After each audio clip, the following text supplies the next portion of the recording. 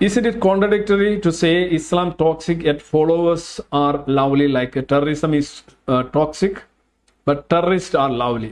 Isn't it Islam toxic, otherwise those people are lovely? Why use Muslim?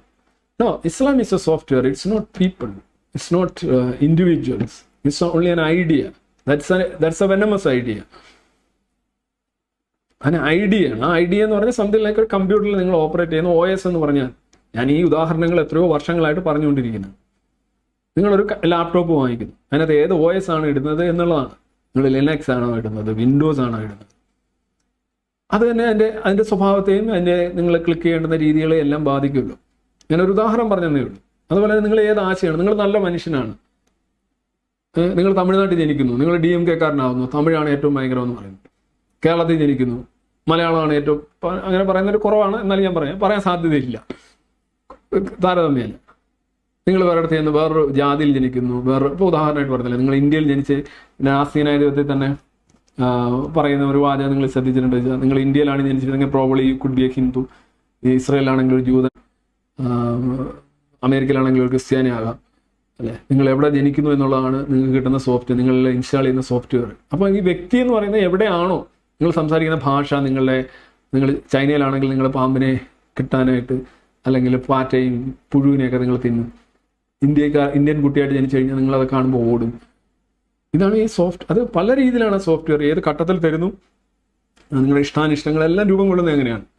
ഇപ്പോൾ വ്യക്തി അല്ല അവിടെ കാര്യം. വ്യക്തി എന്ന് പറഞ്ഞ ഒരു എന്താ പറയുന്നത്, നമ്മുടെ ജനിതകപരമായിട്ട് നമ്മളെല്ലാം തുല്യമാണ്. ലൈക്ക് ഭയം, തീയോടുള്ള ഭയം, അങ്ങനെ കുറേ സംഗതികളുണ്ടല്ലോ നമുക്ക്, അതെല്ലാവർക്കും തുല്യമാണ്. അതിനകത്ത് ആ കപ്പ് കുറച്ച് മാത്രമേ ഫില്ല് ചെയ്യുന്നുള്ളൂ, ബാക്കി നമ്മൾ ഫില്ല് ചെയ്യുകയാണ്, നമ്മുടെ ജീവിതത്തിലൂടെ ഫില്ല് ചെയ്തെടുക്കുകയാണ്. അതിനകത്ത് ആശയങ്ങൾ, ഭാഷ, സംസ്കാരം, രീതികൾ, ആഹാര രീതി എല്ലാം നമ്മൾ അതിനകത്ത് ഫില്ല് ചെയ്തെടുക്കുകയാണ്.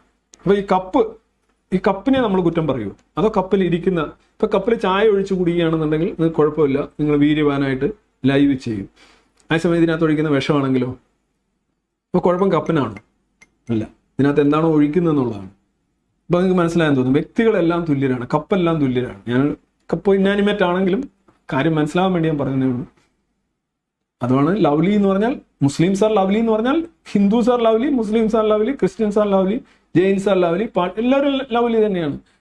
അവരെല്ലാം തുല്യ അവകാശാധികാരങ്ങളും കഴിവുകളും ശേഷികളും ഒക്കെ ഉള്ള ഒരേ വർഗമാണ് ഹോമോസാപ്പിയൻസ്.